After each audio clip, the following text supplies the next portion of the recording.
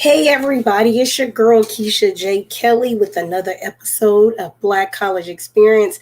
Listen, I'm coming off of a homecoming that was a thriller in Manila, and yes, Southern University got the W in Baton Rouge. Listen, it was Alcorn coming into Mumford Stadium thinking they were going to be the homecoming killers. It just did not happen like that. Southern University Jaguars walked away 24-14 with the win over the Alcorn State Braves. I'm a happy Jaguar. Listen, I'm even more excited that I'm getting to sit down with Coach Trei from North Carolina Central today. If y'all notice, my voice kind of in and out. I struggled with it since Friday, man. So it's been a crazy weekend. I've been going all of October, and I'll still be traveling into November. But I see Coach Oliver has joined the thread. I know they said that he was busy, but I'm gonna go ahead and bring Coach Oliver on. Good morning, Coach Oliver. You on mute. You on mute, Coach Oliver. I'm sorry. I'm trying to enjoy my homecoming week like you. Listen, I said, let me hurry up, get some questions together, wrap it up, because I know it's going into a big week for y'all. How are you this morning? I'm outstanding. I wish I had some of that Blue Store chicken, though. Listen, my voice gone. I forgot to get my coffee on the coffee run down there. So much stuff happened in Baton Rouge, but we came away with the W. So I'm just proud about that. That's all I care about is that we came away with the W. So I'll say thank you for joining me this morning, Coach Oliver. I finally get to sit down with Coach Oliver. This is a busy man. This is a hard man to get in contact with. I said 5 o'clock. They said, okay, 11 o'clock on Monday. I said, all right, fine, I'll take it. I'll take it on 11 o'clock. We got a lot of media going on Mondays, a whole lot of media outlets and stuff. So we need to knock it out early so I can get back to work. And that's what he said. He was like, they got them. I was like, I get it. So, Coach, we know right now you're first in the MEAC right now, Coach. How does that feel? Let me start there. How does that feel? Well, I mean, we've only played one MEAC game, so we did have a tough non-conference schedule, and I'm hoping that prepares us for these next 4 games. But whenever you have the opportunity to be in the top of the conference, it's a blessing, and it's just a testament of our guys, players and coaches that we have in the program. But we got a lot of work to do for these next 4 weeks, though. So, I mean, but even going into the preseason, you guys were predicted to win, or predicted to go as number 1. And I know you're one of those people, not too big on polls. I'm one of those people, I'm not too big on polls. I always say Coach Oliver don't do a lot of talking, especially on social media. But when he talk, you going to feel his presence. So leading up to this point, we've looked at some of those games. And like you said, the outer conference was tough. But since September 21st, y'all have won every single game. 66-24 over North Carolina A&T is just crazy. That's just crazy. 37-10 over Norfolk, 45-14 over Campbell, and then you completely shut out Virginia. Was that Virginia Union? So now you come into a conference game, Morgan State. How are you feeling about this upcoming weekend, Coach? Well, this is one of those teams. Morgan has traditionally is a very good defensive team, and this is one. I thought that the matchup that could cause us some problems. Defensively last year, they held us. They possessed the ball and got their running game going, and our offense only ran 12 plays in the first half. So we had a tough time up in their place last year trying to get any points or get any yards or get anything going offensively. But Coach Wilson is an outstanding coach. I've known him for a long time and won a lot of championships at Bowie State before coming to Morgan. But this is one of those games that I was paying a whole lot of attention to in all season because we got to bring it this weekend or it could be a long Saturday afternoon for us. So every week you're putting together, like I said, a championship team, and we know every week is a different week. Is 1-0 every single week. That's the goal for every team is to win. And that's why you look at the week that's coming and not the week ahead. What are you planning, or what are you telling these guys from week to week, I should say, to continue this winning streak? Well, nothing changes as far as our preparation week to week. They understand it's all about the next game. And the big thing I want to do is I want to see improvement. We don't ever talk about championships. We don't talk about Atlanta or any other stuff. It's let's get better this week than we were the prior week, and everything will work itself out in December. And fortunately, we've been able to prove from offense, defense, and with our special teams play, I've seen a tremendous improvement over the last 5 to 6 weeks. So when you talk about the improvement from week to week, because that's going from week to week, is there any particular player that you want to highlight on, or are you saying cohesively as a team? Oh, definitely as a team, because you don't want uh, you don't want guys up and down and a lot of highs and lows. So you want guys to have a level of consistency. But overall, we want to see improvement with every aspect of the program, from the head coach to our equipment staff to our strength and conditioning, whatever it is. I think I want to see every area improve. So it's not just one player. If my quarterback threw 3 touchdowns last week, that's good. Let's try to throw 4 the next week. So that's the biggest thing, because a lot of times, especially with dealing with young guys, and we have a very young football team. The biggest thing is trying to handle and manage success.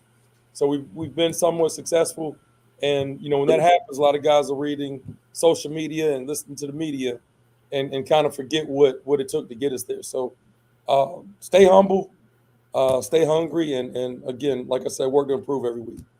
And speaking of that, because that pivots me right into this point before I go into what you look for in an athlete.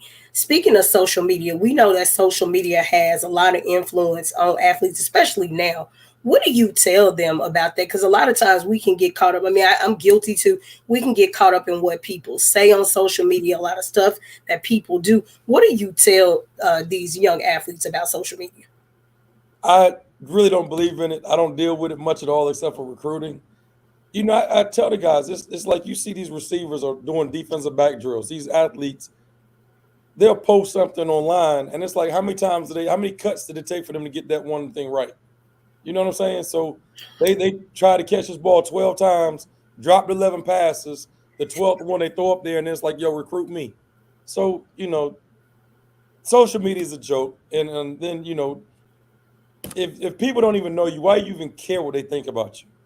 So I don't get caught up in any of that stuff, and I know that's part of this generation. But I tell my guys, like everything else, you got to deal with it in moderation. Don't get caught up in too much of that social media stuff.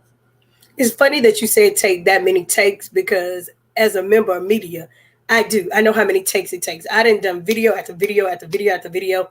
I look up, I got like 30 videos just to get one perfect video. So that's absolutely accurate. And we know social media only allows people to see what we want them to see. We put out there what we want them to see. So that's absolutely accurate. Now, Coach Oliver, how would you describe your coaching style? Ooh, my culture style. I'm big on culture. We talk about culture over scheme. That's our motto. And it's not about whether you run the ball, throw the ball, or what type of defense or what do you do. It's like the culture in the building, how you live, how you move, how you operate. So here, I coach these guys like they're my own.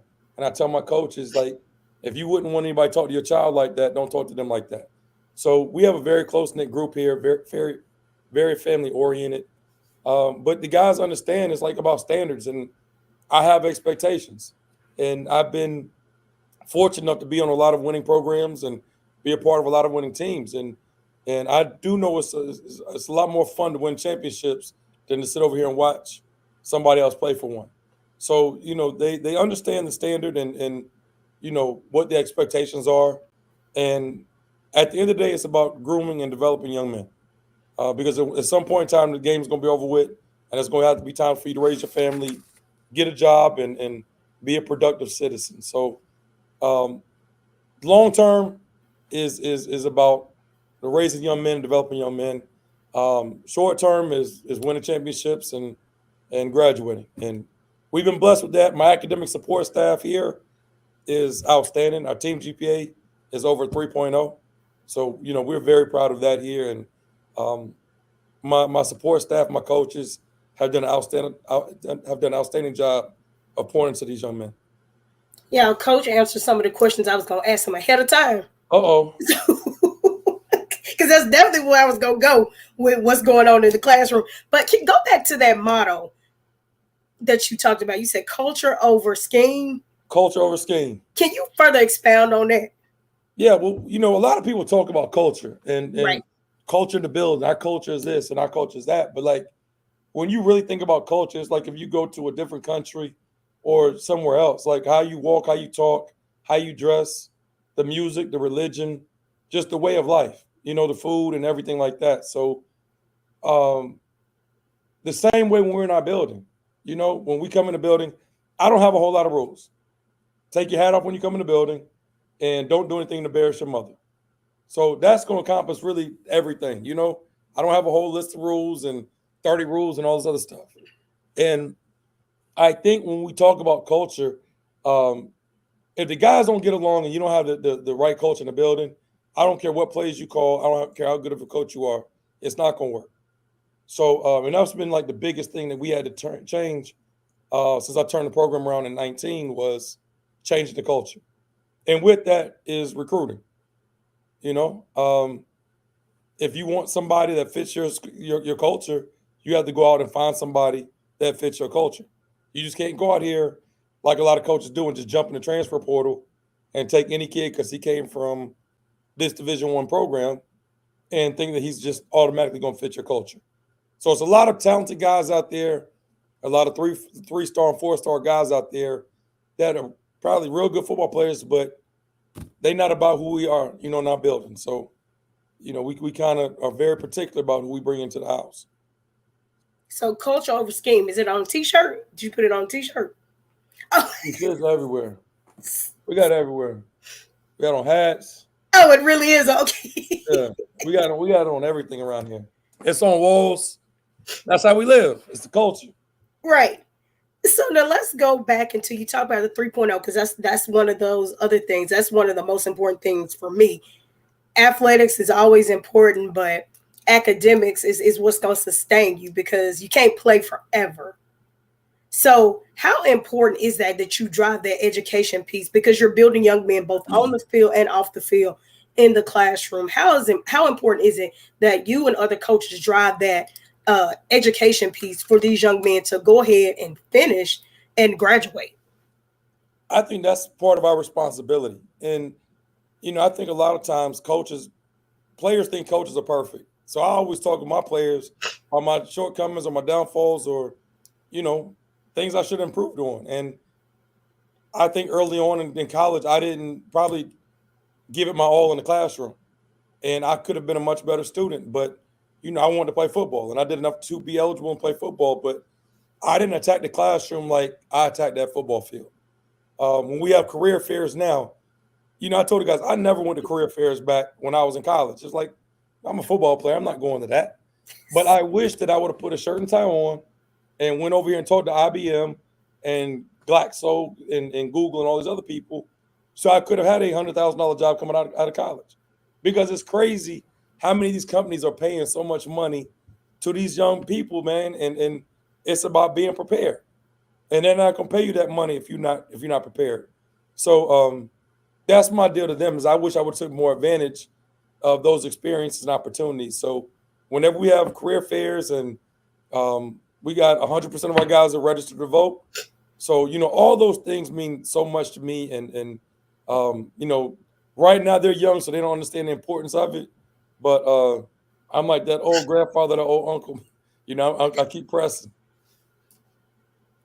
I mean, and it makes sense. And I look at that too, because I don't think in undergrad I was pressed to do job fairs either. But now I look at the internships, the co-ops, and all the opportunities that these students get. And like you said, all the money that they get. Now, I told my nephew that graduated from Tennessee State in 2021. I was like, y'all have to take advantage of those opportunities. Like, y'all have a lot more opportunities than we had, even though we had some. They have a lot more opportunities than we did. Even when you talk about football with showcases and bowls and so many opportunities for our guys. So now, Coach, we'll pivot back over to the team. Team leadership. How do they build team leadership and team bonding with this team throughout the season? Because every week it's something different. Yeah, and that's a great question. And I think that it's so much stuff. And I talk about we have a plan with everything, and whatever the case may be, how we eat, how we travel, the schedule, and it's so much that goes into this. And player development was one area that I was really focused on, and because holistically you're trying to develop everything. The guy athletically, socially, spiritually, and academically. So our team chaplain, Pastor Anthony Harris, has done a really good job with we call it life after football. Okay, and he does a lot of uh, different activities with our guys.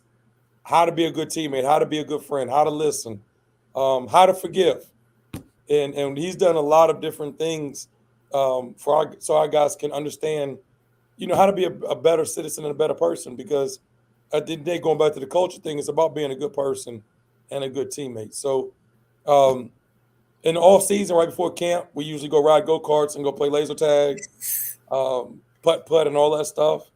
Um, then a lot of coaches will have their position groups come by their house.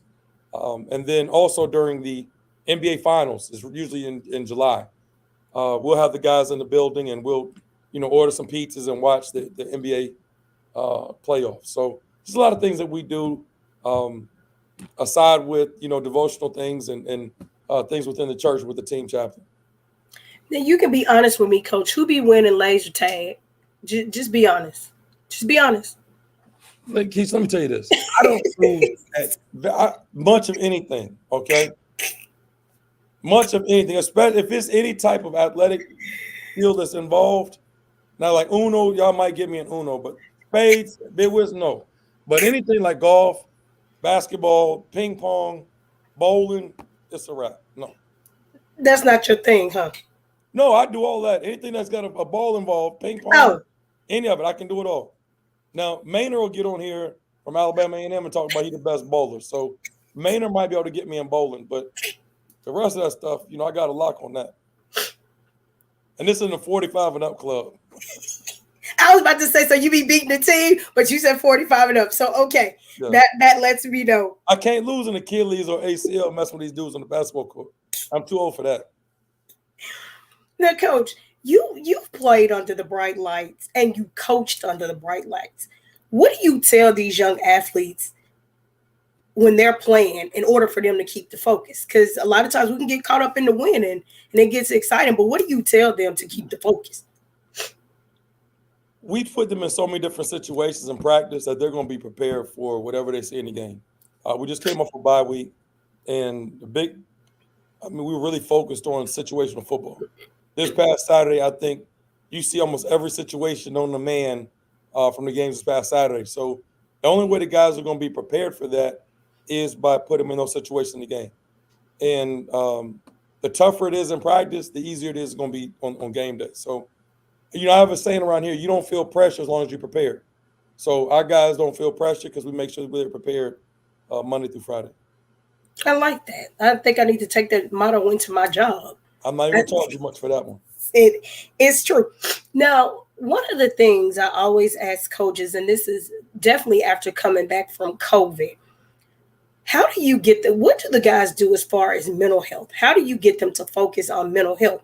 Because we know it's a Saturday. It's practice, and everybody wants to make it, and everybody wants to go pro. That's how it is. What do they do for mental health? Because we know that's very important, and a lot of times we don't talk about mental health. Yes, very much so. I think one of the big things that we preach when guys first come into our program is about communicating. A lot of times you'll be going through things, and if you don't communicate to somebody that I'm going through X, Y, and Z, nobody can help you. And I don't want to get into your personal business, but if there's something you got going on, come speak to me, come speak to your position coach. And we do have counselors on deck, on hand to help you with that. But mental health is real. And unfortunately, I think social media has a lot to do with it because people are trying to be perfect for social media or whoever's watching. Unfortunately, I think a lot of parents have a lot to do with that. It's a lot of kids nowadays that have so much pressure from back home, stuff that my teammates never really had to deal with. A lot of guys I grew up with didn't have anything, but you never knew their lights on or whatever the case, because the parents never gave them kids that information. But so mental health is huge. We did have a a player this year that unfortunately passed this offseason. So that was a big area that we were focused on was mental health. And I told the guys I went to go seek counseling as well. Wasn't sure if I needed it, but I was going to try it to see. And I think it helped in the long run. But again, if I'm transparent with my guys and say, look, man, I wasn't having a good day, I wasn't having a good week, I went and sat down and talked to somebody, now they're more apt to do the same thing as well. And I have that conversation with, I facilitate youth 18 to 24. And I had that same conversation with them last week. A lot of times somebody sitting right next to you is going through the same thing, but they don't speak on it because they're scared to say something. And when you talk about it, you find out they're dealing with the same thing or similar or something worse. They're dealing with something in that same circle. They just don't speak on it because of what it looks like or what somebody might say about them.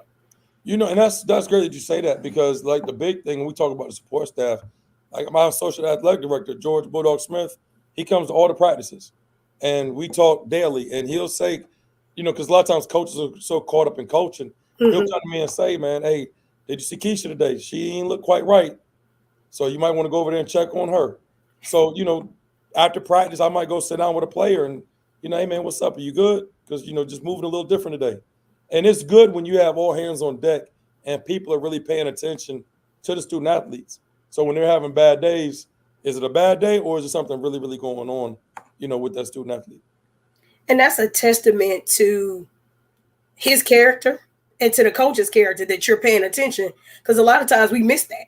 So that means that you are really all hands on deck paying attention to your athletes to know when something just ain't right, when you know something off. I can't take all the credit. I got a great staff. So like my coaches, the trainers, equipment, video, everybody in my program is locked in. And everybody's on one accord. So I kind of put out the vision and they understand what's going on, and then they kind of execute it. I get way too much credit. I do very little around here. I don't call plays. I deal with the media. I deal with parents. I did administration. But I got a great staff that helps me with everything else. Well, shout out to your great staff. Shout out to my staff. We appreciate you for telling us about your great staff. I don't have any more money for them, but I'm going to give them a shout out. Listen, Maurice was the one that was working behind the scenes.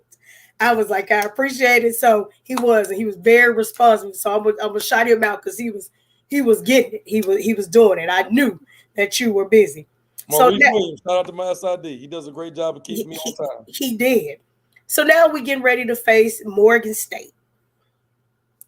Second conference game. How excited are the guys with this upcoming weekend?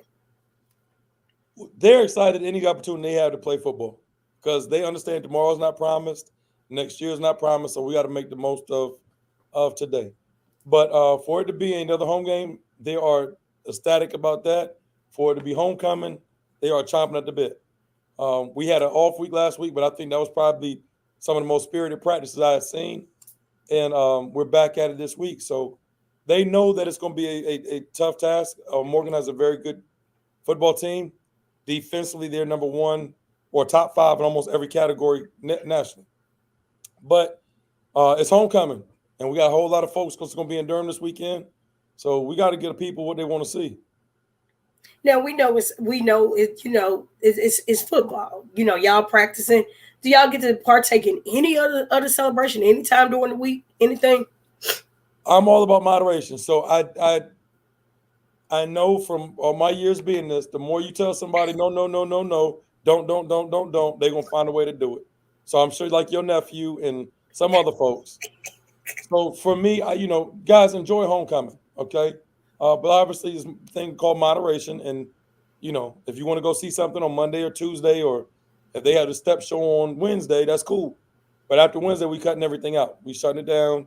Let's go ahead and lock in. Thursday's, I think, the most important night for rest. And then Friday, we'll take them to the hotel, and we'll be on lockdown. So Saturday's kickoff. How do they accept that? They ain't got no choice. No. They know what's at stake. I mean, It's all good. We're going to have a good time Saturday evening, but you're not going to enjoy homecoming if we don't close the deal. So it's always a lot better. And they understand. We've had some success, and we got great leadership. Guys understand what's at stake, and not just a homecoming, but it's a conference game. And it's a light at the end of the tunnel. as far as that's concerned. Also, Y'all have any pregame rituals, anything, any songs, any special foods, anything? she said any special foods. Yeah, Hey, some people be like, I gotta have this or that, and it's any special thing y'all eat. this ain't Baton Rouge. We ain't eating no red beans and rice, and we're not doing that. No, we do. After our pregame meal, we do an eagle walk through campus to the stadium. We'll circle it up on over our logo over the eagle head on the field, and I'll select one or two seniors to come address the team, and that's for the most part it. Now I do listen to my song every morning when I wake up game day. I don't know if you're a big gospel, person, but I listen to Mississippi Mass Choir when I rose. Are you familiar with that song? I am. That's why I just stopped. I was like, I can see that. I can see that. Yeah. When I rose, I ain't had no doubt. Now it's gonna be stuck in my head. That's fine. That's a good thing. Yeah. Well, I can see that. I can see that. Now I'm trying to put your face with listening to that. But yeah, I can see that. You got to hear me sing it. No, Coach Hoffer, don't. Not today. Okay. Unless you want to give us a snippet of what you sound like. Don't even worry about it. Don't even worry about it. I'll say that for Dr. Cavill and them. Please say that for their show. So, Coach Oliver, from the singing, since you got that song and now it's gonna be stuck in my head, I'm gonna be thinking that's what you're gonna be listening to come Saturday. I know you're looking at the rest of the season, game by game, but of course, everybody's ultimate goal is to get back to Atlanta. Everybody's ultimate goal is to get back to Celebration Bowl. And y'all are on track. Look like you're on track right now. Even though you only played one conference game, going to play the second one. The MEAC is 6-2 right now, leading that. What do you say about your conference leading that right now? We have a good football conference. We play good ball here. I think we have some very talented coaches, and they do a great job of preparing our guys and game planning. But I also think a lot of it has to do with recruiting. No knock on the SWAC, coaching or anything like that, but it's coaching is only a piece of it. And I think in the off season you win with players. So after the season's over with, from February until August, it's all about recruiting and getting the best players you can get in here. Then from August until December, it's about coaching. And here, I think we've done a really good job of doing both of them. But as a conference as a whole, I think that one thing about it is I think we're playing a physical brand of football. And it's not a overly pass-happy conference. Most teams in this conference want to establish the run and have a physical brand. And so if it was any reason I'd say we had an upper hand, I would think that we're a little bit more physical of a conference. So let's go back there, because that was one of my other questions.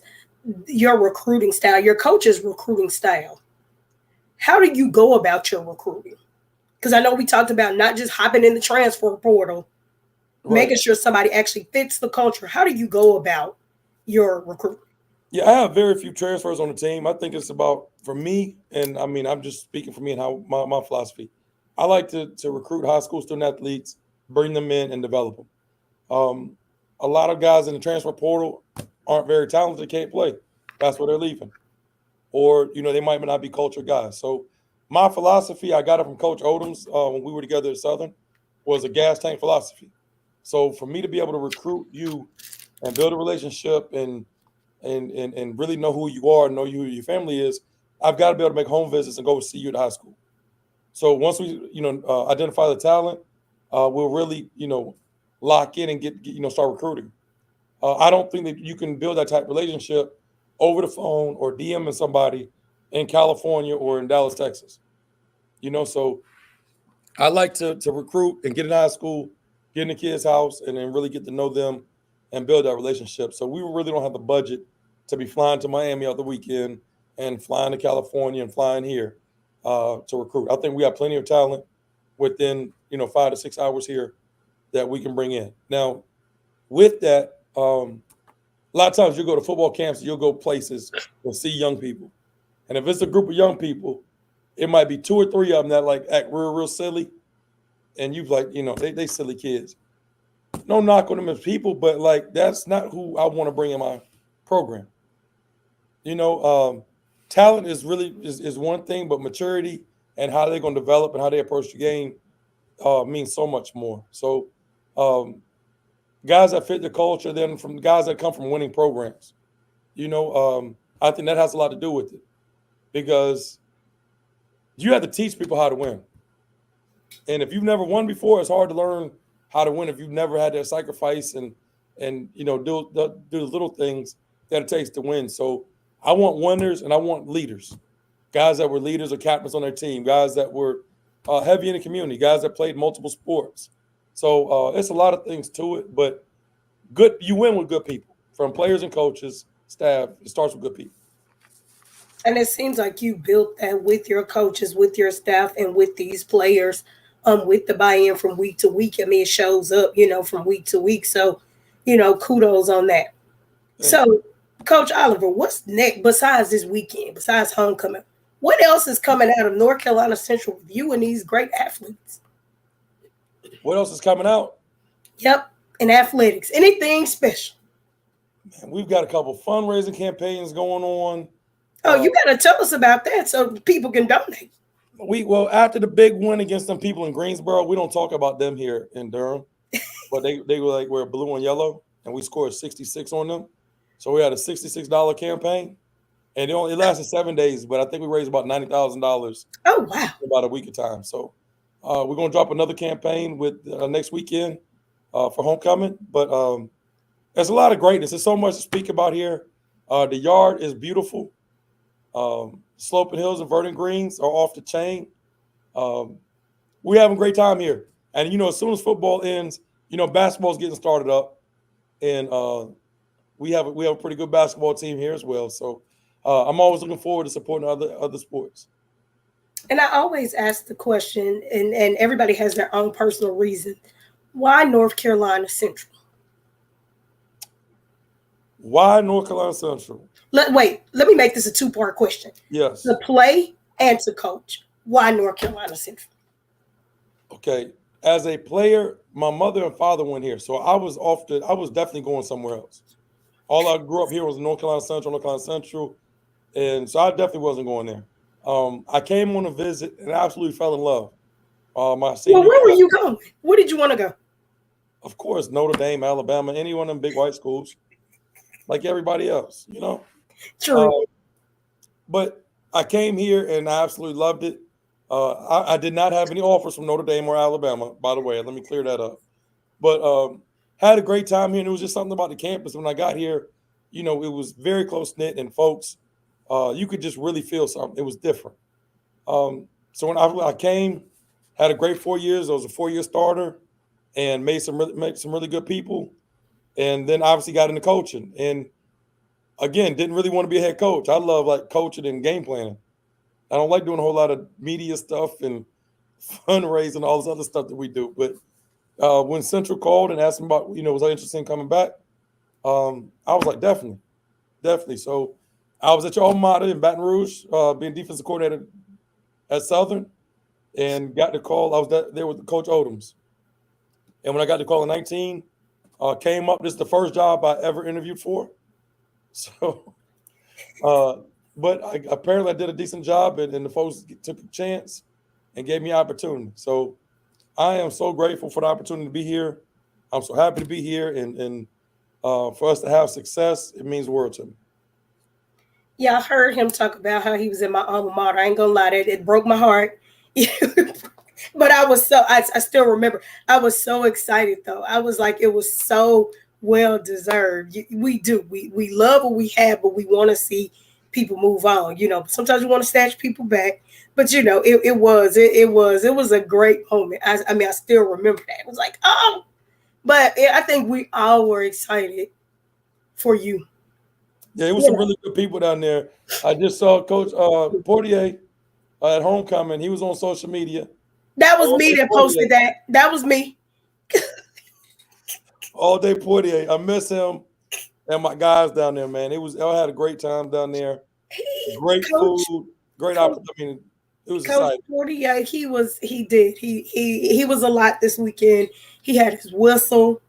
He was on the side. He's just a good person all around.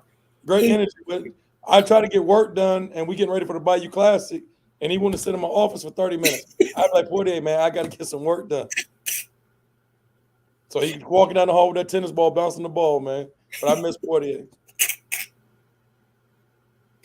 That is definitely him. That is definitely something that he would do.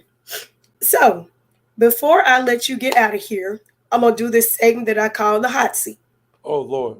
No, Coach Oliver, it's not that bad. It's not. I promise you. Okay. So you can only answer one or the other, and you don't have time to think about it. All right, let's go. You ready? Yes, ma'am. All right.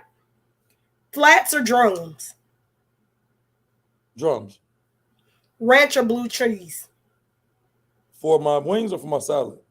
For your wings. Blue cheese. It must be something different for the salad. Yes. It's ranch for the salad. Yes. No blue cheese for the salad. Sweet tea or unsweet tea? Come on, man. Sweet tea. Coke or Pepsi? Coke. Gatorade or Powerade? Gatorade. Favorite genre of music? Gospel. Favorite era? Favorite Era? Let's go with the 80s. Favorite athlete, no matter what sport it is? Yo. Who did you say? You know what I was gonna say? No, who did you say? Switch gears. Who? I had to switch gears. My all-time favorite was Deion Sanders. Okay. But now I kind of grew out of that. I'm kind of leaning towards Bo Jackson. Deion ain't showed me no love, man. So now I kind of like my second was like Bo Jackson. Jordan or Kobe? You be one of your favorites ever, and like they don't show you no love. Right. Then you had to switch the trajectory switches. Yeah, but Deion was a dog though, man. I had a pair of Deion Sanders shoes before I had Jordans. Deion was the GOAT. That's true. In more than one sport, just all over the place. All over the place. Right. Deion was that dude.